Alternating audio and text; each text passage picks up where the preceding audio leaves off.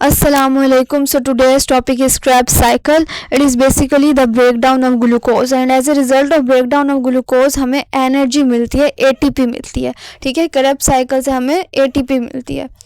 इसमें सबसे पहले क्या है कि पायरुवेट जो है वो एसिटाइल को ए में कन्वर्ट होता है. अब एसिटाइल को ए जो है ना वो ऑक्सैलो एसीटेट के साथ मिलकर, ठीक है, ऑक्सैलो एसीटेट के साथ मिलकर सिट्रेट बनाता है. ठीक है, अब ये जो सिट्रेट है ये आइसोसिट्रेट में कन्वर्ट होगा. आइसोसिट्रेट जो है वो अल्फा कीटो ग्लूटारेट में कन्वर्ट होगा. अल्फा कीटो ग्लूटारेट जो है वो कन्वर्ट होगा सक्सिनाइल को ए में. इसी तरह सक्सिनाइल को ए सक्सिनेट में कन्वर्ट होगा, फिर फ्यूमेरेट मलेट, और इस तरह से ये साइकिल कंप्लीट होगा. इसकी मैं आपको निमोनिक्स बता देती हूँ तो वो आप याद कर लें तो आपको इजी होगा.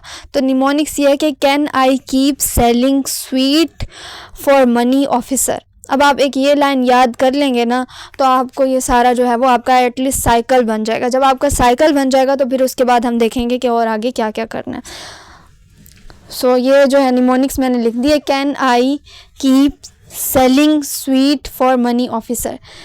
सी से सिट्रेट, आई से आइसोसिट्रेट, कीप से कीटो ग्लूटारेट, एस से जो है वो हमारा बनेगा सक्सिनाइल को ए, दूसरे एस से बनेगा सक्सिनेट, एफ से बनेगा फ्यूमरेट, एम से मलेट, और ओ से ऑफिसर के ओ से ऑक्सैलो एसीटेट. ये हमारा साइकिल बन गया. एक आपको निमोनिक्स याद होनी चाहिए, साइकिल आपका कंप्लीट हो जाएगा. उसके बाद हम देखते हैं कि कहाँ कहाँ एनर्जी प्रोड्यूस हो रही है, क्योंकि क्रेब्स साइकिल का क्या मतलब है, एनर्जी हमने एटीपी बनानी है. तो ये NAD जो है ये पायरुवेट फर्स्ट स्टेप में जब पायरुवेट एसिटाइल कोए में कन्वर्ट हो रहा है तो NAD, NADH, OH और ATP प्लस H पॉजिटिव में कन्वर्ट हो रहा है, एनर्जी रिलीज हो रही है. इसके बाद जब आइसोसिट्रेट कीटो ग्लूटारेट में कन्वर्ट हो रहा है तो वहाँ भी NADH का एक मॉलिक्यूल बन रहा है. ठीक है, नेक्स्ट जब अल्फा कीटो ग्लूटारेट जो है वो सक्सिनाइल कोए में कन्वर्ट हो रहा है तो वहाँ भी NADH का एक मॉलिक्यूल बन रहा है. और बेसिकली ये क्या है, ये एक एनर्जी है. ठीक है, ये सारी NADH सारी एनर्जीज हैं. उसके बाद सक्सिनाइल को ए सक्सिनेट में कन्वर्ट हो रहा है और यहाँ भी एक GTP का मॉलिक्यूल प्रोड्यूस हो रहा है. और बेसिकली GTP, NADH, ये सारी FADH, ये सारी एनर्जीज हैं और इनका अल्टीमेट गोल क्या है, ATP बनाना. सो ये ATP ही बनाएंगी.